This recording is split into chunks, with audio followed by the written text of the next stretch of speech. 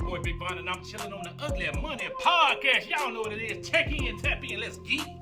What up, what up, what up? I am Ugly Money Nietzsche, and welcome to yet another episode of the Ugly Money Podcast, and my special guest of the evening, actor, writer, producer, jack of all trades and hustles of all hustles. Ladies and gentlemen, boys and girls, show your love one time for Biggvon. What up, what up, what up, what up, what up, though? What's up, my guy? I'm blessed, brother. First time I met Biggvon, I get a call from one of my cohorts, and she says, "Hey, the Big Three is coming to Birmingham, Alabama. They looking for some talent. They need somebody to perform for halftime.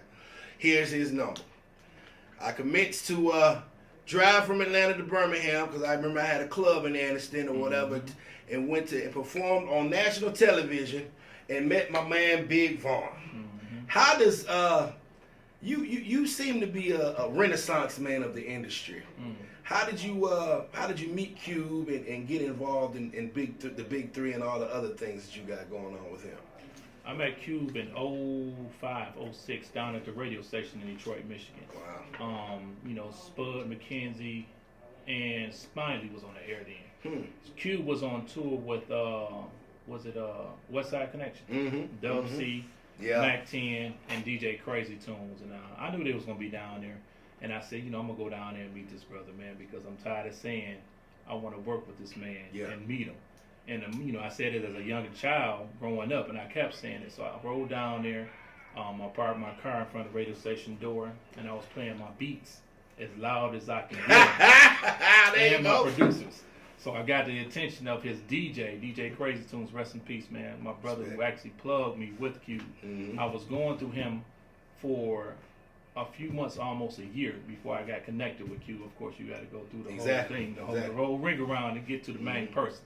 So when Q came out, he was like, "Yo, Q, man, my man got some fire beats," and he heard him. He was like, "You beats?" I said, "Yeah." It was 30 beats on the CD. I gave it to him. Ended up taking a picture with him. He ended up taking a picture with me and my mans, and he was like, "Yo, I'm gonna get at you. I'm get ready to go back on the road." So Tunes gave me his number, his DJ. I was communicating with Crazy Tunes for about a year. And then when that year passed, his manager, BR, I contacted him and reached out, and I was going through the little process. Going through the whole camp, talked to BR for about 6 months. Was sending music through him. And then finally BR told me, like, "Yeah, you here in Atlanta?" I'm like, "Yeah, I stay down in Atlanta." He was like, "Why don't you come on the set of Ride Along? Cube wants to meet you." So I ended up going down the set of Ride Along where they shot at Stone Gym Studios here in Atlanta. And me and Cube vibe, he gave me his number, said, anytime, man, call me, let's work. Send me some of that good music. I ended up getting 2 beats on Raw Footage album from that whole meeting with his DJ, Crazy Tunes. Rest in peace, his DJ passed. That was his main DJ he had through his whole career. But that's how I met Cube, and we built from there, and been working on all his, his latest projects with him on some of his, the albums, of course, and then some of the movies. Did the single, the Barbershop 3, Real People featuring Common. Always wanted to work with Common. And when I sent the record to Cube, my homie Dion Primo is a writer. This is one of my writers I write with. He had a record called Real Music. I said, man, he was going through, Cube told me he was going through records trying to find the main song for the movie Barbershop 3.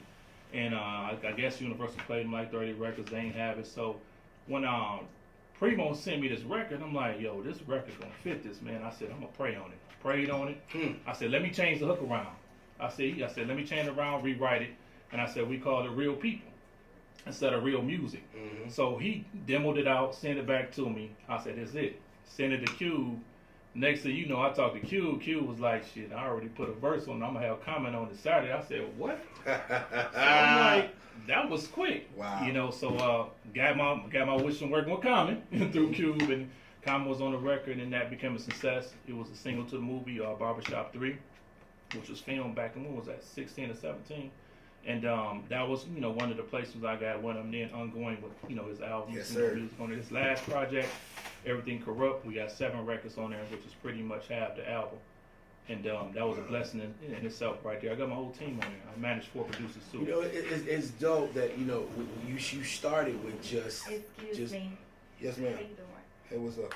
I have someone here that's here to present you with something.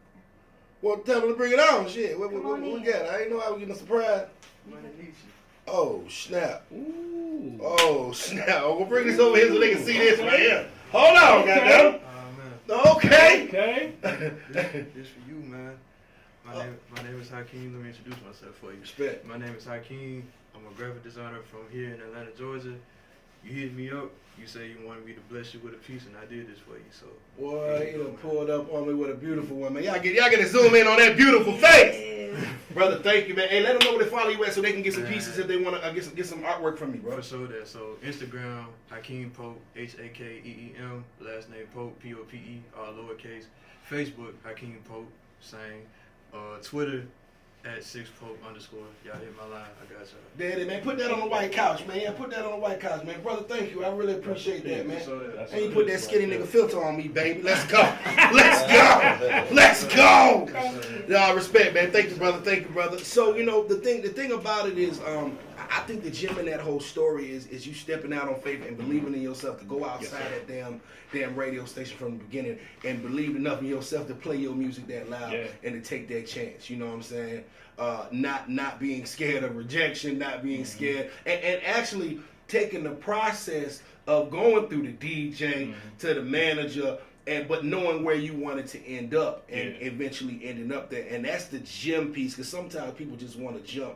They want to run before they crawl. Yeah. You know what I'm saying? And that's just a dope story. So how the Big 3 situation, like you pretty much run the things around there. Like how did that situation go? Like running things, I just man, you know, everything with Cube, Vaughn in there somewhere. Yeah, I just played my position. I asked them, what can I help out with the 3. And of course, music was one of them. We had a record called "We Got Action" that they played. You know what I'm saying, for I believe the first season and the second season of Big 3. The video and the song. Wow. My homie from Detroit, did the record. You know what I'm saying, and Cube took a liking to it. He said it fit perfect for the Big 3, and they played that. So music is one of them, and then I got a chance to meet all the players, of course. On some of the times, we was on the road together at the games, but and then finding talent to perform like yourself. You know what I'm saying? Your song, caught the attention because we were looking for somebody from Alabama, and we couldn't find nobody. And Cube hit me up a couple times, like, you got anybody for me? And you came across, I'm like, well, I know a brother, you know what I'm saying? He got a hot record too, and when he played, he was like, yeah, that'll work, let's do it. Yeah, it is. Man, I greatly appreciate that. But you like I said, you're a jack of all trades. Now tell me about these films and things that you got working on or whatever, because you stepping into that realm full force as well. Oh yeah, I've been watching the master at work. When you sitting around Ice Cube, man, watching these movies coming to play, you like, shit, you gotta come up with something. So I decided to come up with my own comedy movie. I started it right before COVID hit. Got the movie written, got the cast. Tiffany Haddish, some more. Wow. Michael Blackson, Clifton Powell, DC. We got a name for it yet? Yeah, To the Hard Way. Okay. Yeah, okay. To the Hard Way. And I had to put it on hold because of that, because I don't want to take the risk, you know what I'm saying, and putting anybody at risk during this. Even though Atlanta ain't stopping for nothing. No, we open. We outside. Stays open. We outside. Hollywood is shutting your ass down. You know what I'm saying? So I put it on hold, then I started shooting a comedy show. With a few bigger Instagrammers around Atlanta. Okay. Jet Wavy is one of them. Moneybag Mafia is another one. Shilla King is one of them. Rodney Perry, you know what I'm saying, is one of them. Shorty, that's with Jock on the radio station. Yeah. With Jock as well. So I just used my relationships, my connections, man, and they came on board and blessed me. And this gonna be something funny, It's gonna be something that we've seen in the past too. She's trying to get lit. Liddy. And this is Barmaid Vodka. Is actually a black-owned vodka. Really? Company, man. It's lemon infused, man. It's lemonade vodka, black-owned here in Atlanta, man. Yeah, we definitely have to get them in the movie. It's dope to have the forefront and the foresight to see. Like you said Instagram comedians and things of that nature, because I see where the game is going. I think you can see where it's going too. Like social media, these social media stars are going to be movie stars in the next 5 to 10 years. You know what I'm saying? It's dope that you see that and tapping into them early. You know what I'm saying? Like where do you get your inspiration for when you take on a new project and everything? Like, how does Biggvon go from producing beats to producing movies? I just use everything I got talent wise. From, like you said, from the music to writing. I come up with the idea, and of course you can't do everything on your own. You got to have your team involved to help you bring that vision to life. Jet Wavy is funny brother. I know you heard of Jetway. He a skinny dude, look like. Oh yeah. You know, Andre. I was in trouble with a girlfriend. Yeah. So he got a lot. You know, when we came up with the idea, I'm like, brother, you can, you know, a lot of these Instagrammers cannot just use Instagram for a platform. You have to think bigger. Exactly. You got to think networks and movies. Because if you're putting all this time and energy just putting it on Instagram, they ain't paying you, then what? Just to get what? 100 or 200 or 500 or 5,000 more followers? What's that gonna do? Is that cutting you a check? That ain't gonna So, feed you know, kids. I get a lot of my ideas right. You know, I get a lot of my ideas off working with the people that I got. Moneyback Mafia. This guy is so funny. I don't know if you met the brother before, but he's from here too. But funny brother, you can't even work on set with him because the whole set you just laughing. Wow. You just laughing the whole set. So I handpicked certain guys I want to work with that's gonna bring that funny, and they all different. None of them is the same, and all of them Atlanta too. You know what I'm saying? That's the thing. So I wanted to get people from my city, Detroit, but I said I'm gonna do this in the A because I'm an 18 alien now. I've been here since 2010. I'm back and forth from here to Detroit. I just feel like the comedy here is a little bit different. It is. You know what I'm saying? It's funny, so you want to surround yourself with people that's, you know, see the same vision as you and bring it to life. Yeah, it is. You know, Atlanta, Wakanda anyway, man. You know, we Wakanda. This is the next Black Hollywood. You know, when I moved down here, it really is the land for a black man to really go get him something. Yes, sir. You know what I'm saying? Now, listen, this is the Ugly Money Podcast, and we salute the process of success.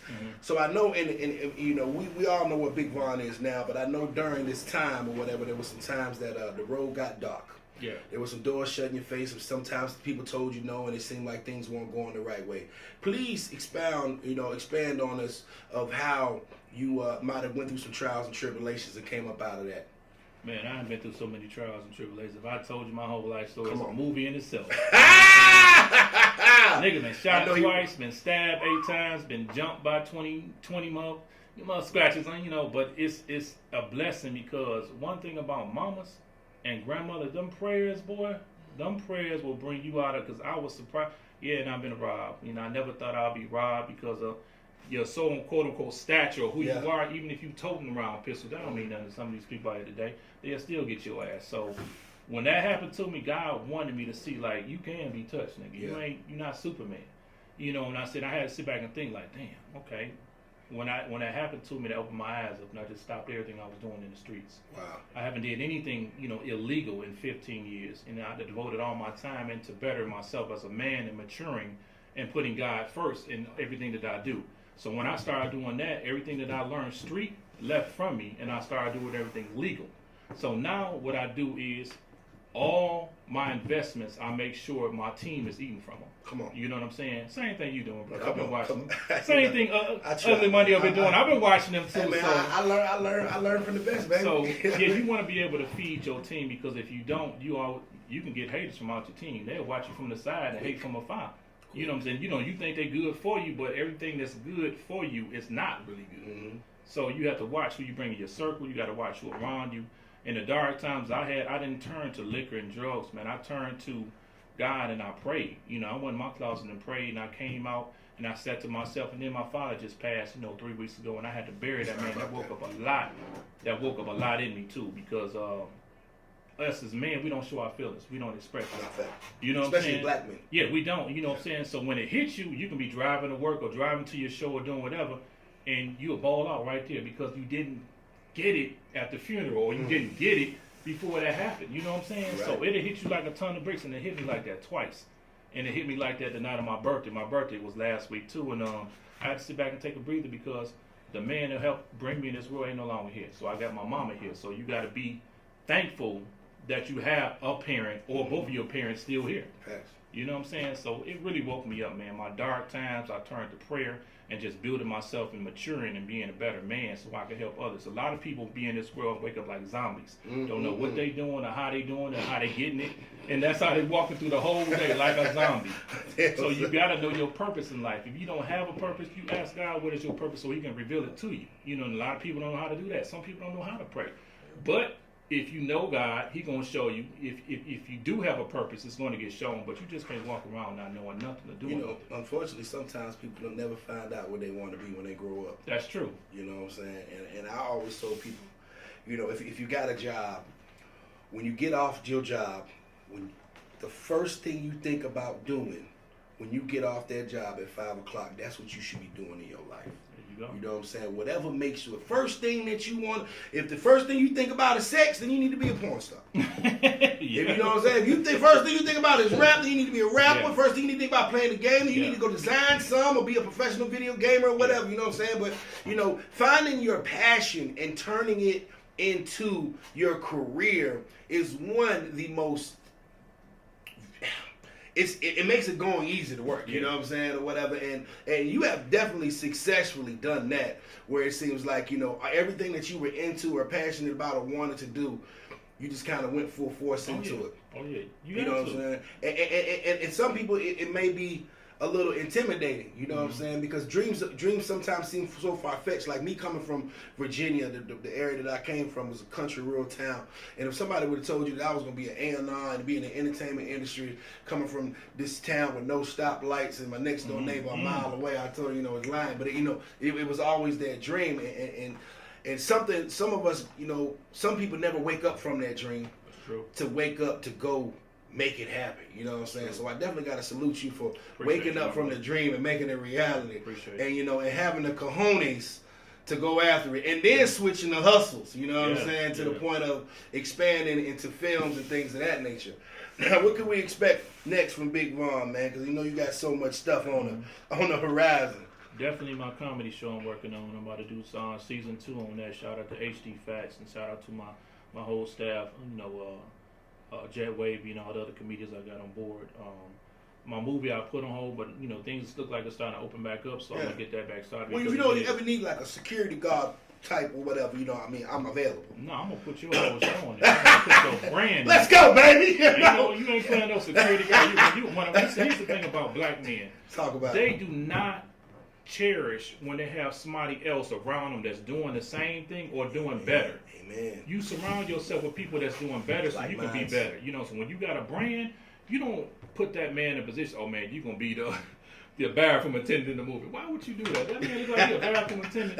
No, you bring this man, respect. The nigga that's selling the cigarettes and the candy and everything. That ain't even his role, but you bring that man's brand. You have a brand, Ugly Money Niche. Your brand, you bring into that. So that way, that's something he can push, and then he can say, man, shit, I'm going to play it myself. You know what I'm saying? So a lot of people don't do that. It's characters and roles that you have, but I like to bring people to play themselves inside of my film. So everybody that I'm bringing into the film, if it's not a character or role that I thought of, or whoever I have writing, the rest of this, I'm having to play themselves. That's dope. You know what I'm saying? So no, you ain't get no damn security guard role. You gonna play you. I'm gonna be Ugly Money in that motherfucker, man. Whether it's your podcast, whether you be it's something. It's a comedy movie, so I'm gonna want you to be yourself. Yeah, it is. And then you're funny anyway, so it's like. I think, the more we do that with our black brothers, man, bringing together, work together, and letting them be them, as long as it's to the point of where it's going to be beneficial for both, let's do it. Because we all we got. Yes, sir. I think it's important for you said something dope there, like for us to pull each other up as well. You know what I'm saying? Yes. Because unfortunately, there's so much people divided and things of that nature. And if us as black people could just learn how to get on an accord, you ain't gotta go extremely hard for a nigga, but don't try to tear a man down. You know what I'm saying? Yes, it doesn't even matter who gets there first, as long as we get there. You gonna get there in your time, you know what I'm saying? It ain't a race. It's just, when it's your time, it's your time. So, no, definitely, I salute you, man. And anything we can do on our end, man, you already know, you family, man. Please let these folk know where to follow you at so they can get some more game. If they missed some tonight, where to follow you at on social media and everything. It's real simple. I am Biggvon with 2 G's. I am Biggvon with 2 G's. My company page is We Got His Productions. Shout out to my artist, Marcel Anthony, man. We got that song with Sada Baby on it called Let Me Breathe, streaming on all platforms. Doing the most, dropping next week. Shout out to my actor over here, D-Rob. Shout out to Jet Wavy and my cast and my film. Shout out my producer, my producers. John Ski, Big Shot, Sparks the Track Man, Magneto. Everybody that I brought on board that I had something to do in their career. You know what I'm saying? I try to bring everybody in, man. It's not, if you can't remember everybody, you know what I'm saying? They know what it is when they see you. You got love for them. So, check me out on the gram. That's what everybody doing on the gram. I don't think people giving out Facebook no more. Nah, this is gram. It's gram or TikTok if you can. Hey, remember, follow me at Ugly Money Niche. That's Ugly Money Niche. Remember, the bigger the dream, the bigger the risk, the bigger the payoff. And this has been the Ugly Money Podcast with Biggvon. Yes, sir. Out.